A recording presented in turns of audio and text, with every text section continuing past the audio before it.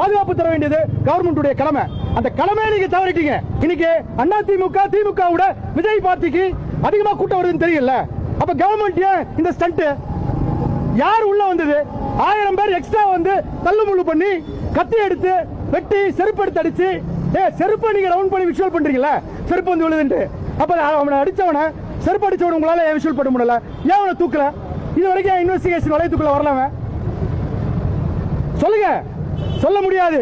ஏன்னா அது நம்ம தானே செஞ்சோம். அப்புறம் எப்படி சொல்ல முடியும்? காழ்ப்புணர்ச்சி, அரசியல் காழ்ப்புணர்ச்சி. உன் அரசியல் காழ்ப்புணர்ச்சி ஸ்டேஜ்ல பேசு. இதே 1977 புரட்சி தலைவர் எம்ஜிஆர் அவர்கள் வரும்பொழுது லட்டி சார்ஜ் பண்ணீங்க. நீ லட்டி சார்ஜ் பண்ணீங்க. அதே தான் இன்னைக்கு விஜய்க்கு நடக்குது. நீங்க உங்க பாலிடிக்ஸ் பண்ணுங்க. போய் பனையூர்ல போய் சண்டை போடுங்க. ஸ்டேஜ் போட்டு சண்டை போடுங்க. மக்கள்கிட்ட எங்க காட்டுறீங்க? தமிழக மக்கள்கிட்ட எங்க காட்டுறீங்க? அந்த செந்தில் பாலாஜின்ற ஒரு முன்னாள் மந்திரி, அதாவது பாட்டில் ஒரு பேரை போட்டு ஹாஸ்பிட்டல்